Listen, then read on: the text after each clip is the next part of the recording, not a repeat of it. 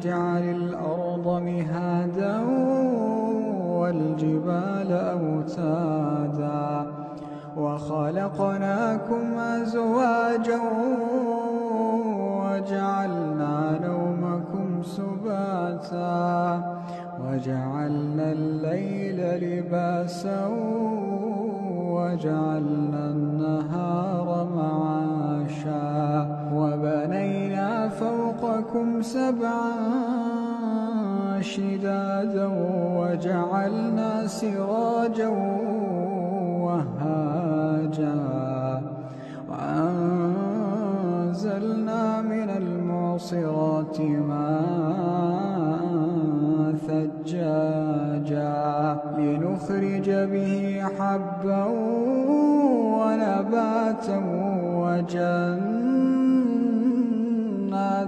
ألفافا